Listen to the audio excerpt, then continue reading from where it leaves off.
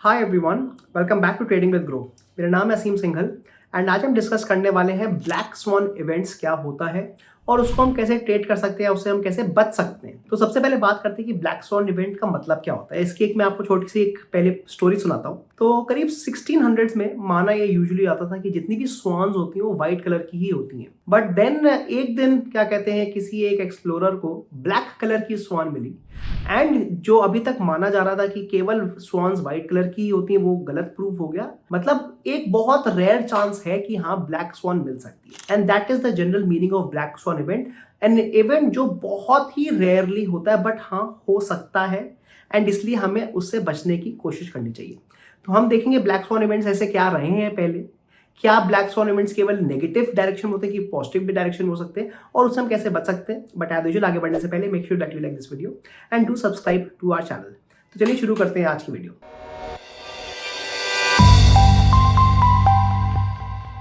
सबसे पहले मैं आपको बताऊंगा कि क्या क्या आज तक के, अगर मैं इंडियन कॉन्टेक्स्ट की बात करूं तो बड़े बड़े जो मार्केट्स में जो गिरावट रही है वो क्या रही। तो कुछ एग्जाम्पल तो हमारे को वैसे ही याद आ जाएंगे। हर्षद मेहता का स्कैम है, कोविड है, या फिर अभी 2024 में जब इलेक्शन का रिजल्ट आ रहा था। तो कुछ डेट्स तो हमारे पास है बट मैं आपको थोड़े और एग्जाम्पल देता हूँ on the laptop and then will discuss कि हम इससे ट्रेड करके कैसे बच सकते हैं। तो आइए देखते हैं कुछ examples of some black swan events in the Indian stock market history. तो यहाँ पर सबसे पहले मैंने हर्षद मेहता स्कैम ही लिखा है, जो करीब 1992 अप्रैल 1992 में हुआ था, जहाँ पर जो सेंसेक्स है करीब 12% नीचे गिर गया था। सिमिलरली यूपी इलेक्शन का जिस दिन रिजल्ट आया था इन मई 2004, तब भी करीब 15% की गिरावट आई थी स्टॉक मार्केट में। Then obviously we know the 2008 सब प्राइम क्राइसिस, जहाँ पर ग्लोबल मार्केट्स में फॉल आया था। ये सिंगल डे फॉल नहीं था बट ओवर अ पीरियड जो हमारा निफ्टी था that fell by almost 50%, so huge downfall. Then there was yuan devaluation in June 2015, again काफ़ी बड़ी फॉल आई थी इस दिन भी। डिमोनेटाइजेशन एवरीवन नोज, नवंबर 2016 में सिंगल डे बहुत ज़्यादा निफ्टी नीचे गिरा था, उसके बाद रिकवर भी कर गया था but yes it was a big gap down. Then we had the COVID in 2020, huge fall. Election अभी जैसे मैंने बोला 2024 जो रिसेंट इलेक्शन का रिजल्ट आ रहा था उस दिन भी हमारे को एक बड़ा डाउनफॉल आया था। तो ये जितने भी एग्जाम्पल हम दिख रहे हैं एंड यूजुअली जब हम ब्लैक स्वॉन्स की बात करते हैं तो यूजुअली हम नेगेटिव पार्ट की बात करते हैं, मतलब मार्केट नीचे गिर रहा है। बट ऐसा भी हो सकता है कि मार्केट ऊपर चले जाए, उसको भी हम ब्लैक स्वॉन इवेंट ही बोलेंगे, बिकॉज अगर बहुत तेजी से मार्केट ऊपर जा रहा है तो that is also a very rare occurrence. तो मैंने उसका एक एग्जाम्पल दिया हुआ है, जो कि बिजनेस टैक्स जब कब कट करा गया था 2 सितंबर 2019 में, तो बहुत स्ट्रॉन्ग अपवर्ड मूवमेंट आई थी। बट जहां पर जब मैं अगर अपवर्ड मूवमेंट बोल रहा हूँ बहुत स्ट्रॉन्ग, तो यहाँ पर मैं केवल 5% की बात कर रहा हूँ कि मार्केट 5% या 5.5% ऊपर गया था। तो आप क्लियरली देख सकते हैं कि जब मार्केट नीचे गिर रहा था तो बहुत ज़्यादा 10-15% से नीचे गिर रहा है, बट जब मार्केट बहुत अच्छी न्यूज़ पे ऊपर जा रहा है तो केवल 5-5.5% ही ऊपर जा पा रहा है। तो with that in mind let us now try to understand कि अगर ये ब्लैक स्वॉन इवेंट कभी भी आता है, क्योंकि हमें कैसे पता चलेगा कि ब्लैक स्वॉन इवेंट आ रहा है, तो क्या हम क्या तरीके लगा सकते हैं, तो हम अपने आप को प्रिवेंट कैसे कर सकते हैं वो आइडिया है। बिकॉज ब्लैक स्वॉन जिस दिन आएगा हो सकता है कि हम इतना फास्ट मूवमेंट आए कि हम उस दिन ट्रेड नहीं कर पाए या फिर हम अपना एग्जिट नहीं ले पाए। So we should always be prepare for prevention. तो यहाँ पे मैंने कुछ आइडियाज दिए हुए। पहला आइडिया है डाइवर्सिफिकेशन। दैट मीन्स कि अगर मैं मान लीजिए इन्वेस्टमेंट कर रहा हूँ तो मैं अलग अलग स्टॉक्स में इन्वेस्टमेंट करूँ, अलग अलग एसेट क्लासेस में भी इन्वेस्टमेंट कर सकते हैं। मतलब मैं गोल्ड को इंक्लूड कर सकता हूँ, बिकॉज यूजुअली जो गोल्ड है और जो स्टॉक मार्केट है वो इन्वर्सली रिलेटेड है। तो अगर स्टॉक मार्केट नीचे तेजी से गिरता है तो गोल्ड ऊपर चले आता है। और अगर मैं स्ट्रैटेजीज की बात कर रहा हूँ, अगर मैं ट्रेडिंग की बात करूँ, तो हमारे पास अलग अलग तरह की स्ट्रैटेजी होनी चाहिए, वहां पर भी डाइवर्सिफिकेशन होना चाहिए। सिमिलरली अगर मैं स्ट्रैटेजीज की बात करूँ तो वहां पर भी हमारे को डाइवर्सिफिकेशन करना चाहिए। That means we can go with different asset classes. तो हम यहाँ पर स्टॉक्स बेस्ड स्ट्रैटेजीज कर सकते हैं। We can do mean reversion as well as direction strategies.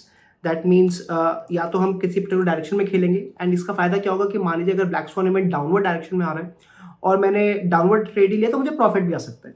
And similarly हम यहाँ पर ऑप्शन में भी अगर ट्रेड करें तो हम we should try to do option buying as well as option selling strategies. The idea is diversification करेंगे तो अगर कभी ब्लैक स्वॉन इवेंट आता है तो हो सकता है कि हमारे को फायदा ही कर जाए।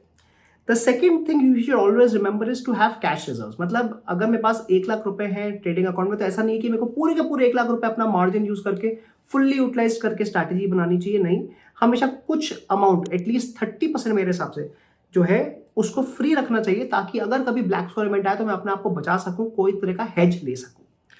अब यहाँ पर हम थोड़ी बहुत मॉनिटरिंग भी कर सकते हैं। मॉनिटरिंग का मतलब होता है कि कैसे जो जियोपॉलिटिकल टेंशन्स आ रहे हैं हमें उसको पता होना चाहिए। तो ये जनरल न्यूज़ के बारे में पता होना चाहिए, क्या कोई नया वॉर आ रहा है, डिजीज हो रही है, सेंट्रल बैंक की पॉलिसीज क्या चेंज हो रही हैं। These are the important things that we should always keep in mind जब भी हम ट्रेड कर रहे हैं। और कुछ अगर डेज ऐसे हैं कि हाँ इस दिन हमें पता है कि इलेक्शन आने वाला है या कोई बहुत ज़्यादा वॉलिटिलिटी आने वाली है, तो हम उसको स्किप भी कर सकते हैं, क्योंकि एनीवे वो 4 या 5 साल में एक ही बार आएगा, तो हम उस दिन को स्किप भी कर सकते हैं। The next point is obviously stop loss versus hedging. अब यहाँ पर बहुत बड़ा कंफ्यूजन होता है काफी बार लोगों को कि इंट्राडे में क्या अगर मैं स्टॉप लॉस लगा रहा हूं तो क्या उससे मैं ब्लैक स्वॉन से बच जाऊंगा। देखिए जरूरी नहीं है। मान लीजिए मैंने किसी स्टॉक को 100 रुपीज पे बाय किया है और मैंने 90 रुपीज का स्टॉप लॉस भी लगा दिया। अब स्टॉप लॉस लगाने का मतलब क्या होता है कि मैंने 90 पे उसको सेल करा है, मतलब मैंने एक ओपन ऑर्डर डाला है सेलिंग का। अब अगर मार्केट बहुत तेजी से नीचे गिरा, कोई ब्लैक स्वॉन इवेंट हो गया, अगर बहुत तेजी से नीचे गिरा मार्केट, तो हो सकता है कि मेरा जो 90 रुपीज का ऑर्डर है वो स्किप हो जाए। एंड इसलिए जरूरी नहीं है कि स्टॉप लॉस ही हमें बचाएगा। तो इंट्रा डे में भी स्टॉप लॉस स्किप हो सकता है।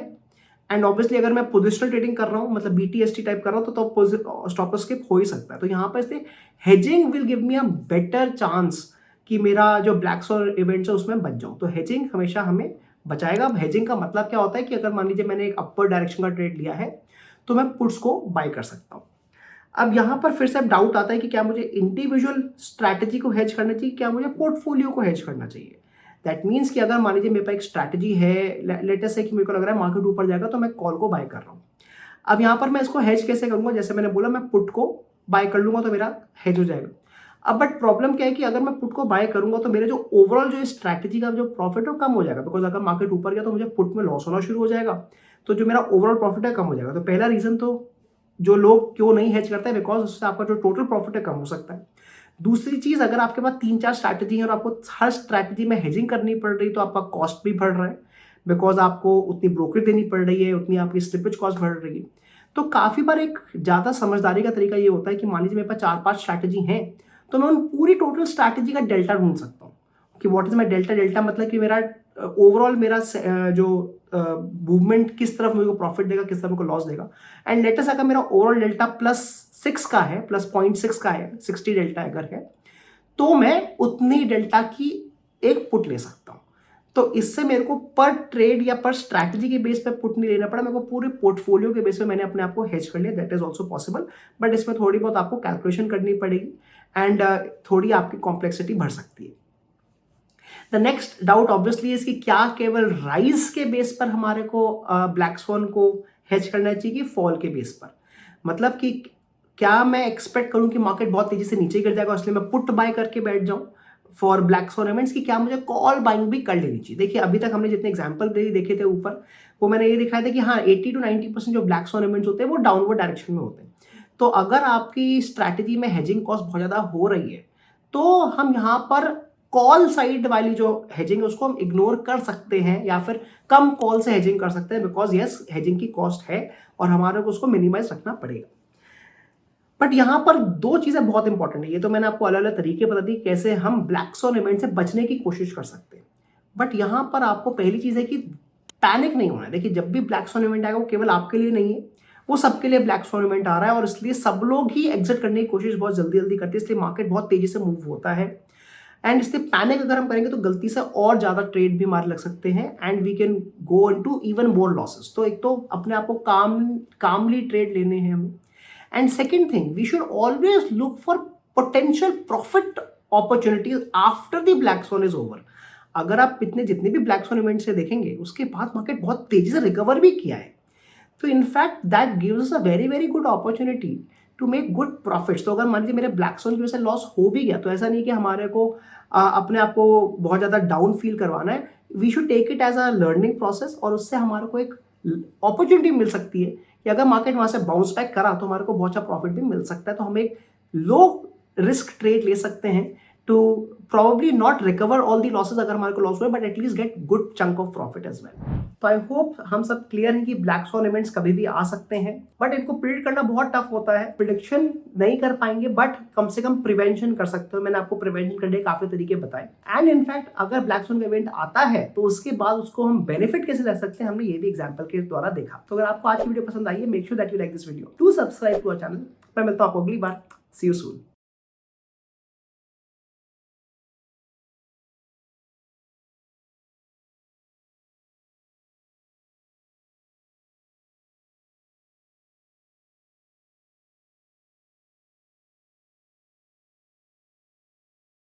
Investment in securities market are subject to market risks. Read all the related documents carefully before investing. Please read the risk disclosure documents carefully before investing in equity shares, derivatives, mutual fund, and or other instruments traded on the stock exchanges.